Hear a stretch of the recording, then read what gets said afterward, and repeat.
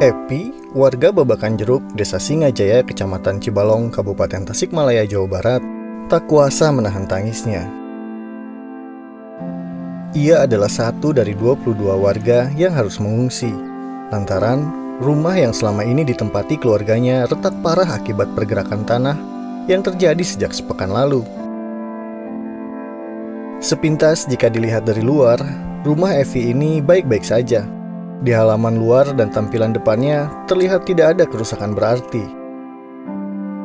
Namun saat melihat bagian dalamnya, rumah dengan 3 kamar tidur ini kondisinya membahayakan. Ada banyak retakan yang dari waktu ke waktu semakin membesar karena sampai sekarang masih terjadi pergerakan tanah. Sejak Kamis 4 Februari 2021, Evi dan keluarganya terpaksa mengungsi. Kini mereka tinggal di rumah orang tuanya. Diwawancara seusai menerima bantuan dari Basnas Kabupaten Tasikmalaya, Kamis 11 Februari 2021, Evi mengutarakan keinginannya. Sekarang tinggal di mana, Teh? Pengungsian di rumah orang tua. Sudah berapa hari Teh mengungsi, Teh? Dari hari Kamis. Teteh yang rumahnya yang mana, Teh? Yang di bawah. Yang di bawah. Ya. Yang di bawah sekolah.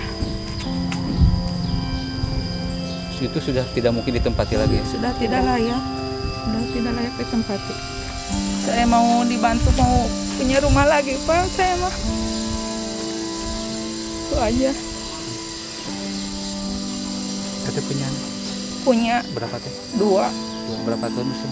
Satu kelas yang besar kelas 2 SMP, yang satu kelas 1 SD. Teteh udah berapa tahun tinggal di rumah itu? 8 tahun. 8 tahun. Iya. Itu tanah rumah Teteh sendiri. Tanah orang tua, mertua. Iya. Di rumah itu tinggal berapa orang?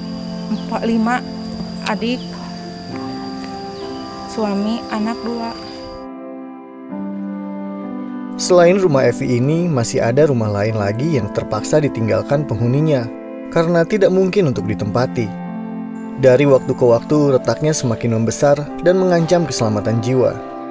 Seperti yang menimpa pada sekolah SD Babakan Jeruk ini. Semula hanya ada retakan di pagar dan dinding kelas. Namun, karena dari waktu ke waktu terus terjadi pergerakan tanah, pada Selasa 9 Februari 2021, beberapa ruangan di sekolah ini ambruk. Kepala Dusun Parung Jaya, Desa Singajaya, Ekawati, menjelaskan, musibah yang menimpa warga kampung Babakan Jeruk ini berawal dari terjadinya retakan tanah di bagian lereng di atas perkampungan. Awalnya terjadi retakan tanah yang berakibat sebagian lokal SD Babakan Jeruk mengalami keretakan di bagian bangunannya. Tanah melebar dalam hitungan per jam terus bergerak. Dari hari ke hari, per jam, per menit selalu ada pergeseran. Kemarin hujan, tanah kan sudah diberi tanda ada garisnya hilang, tertimbun, terus bergeser. Bukan hanya rumah warga dan bangunan sekolah yang hancur lantaran kejadian ini. Jalan utama yang menghubungkan kampung Babakan Jeruk ke jalan raya pun mengalami kerusakan parah. Sebagian jalan amblas dan sebagian lagi terangkat, sehingga aspalnya bergelombang membuat jalan ini tidak bisa dilalui kendaraan roda 4. Akses jalan untuk sementara ditutup dan hanya bisa dilalui motor. Sedangkan mobil harus menggunakan jalur Parung Ponteng yang berjarak sekitar 3 km. Eka berharap ke depan tidak terjadi lagi pergerakan tanah dan warga-warga yang terkena dampak segera mendapatkan solusi terbaik agar bisa kembali beraktivitas seperti sedia kala. Sekarang ada berapa rumah yang terkena dampak?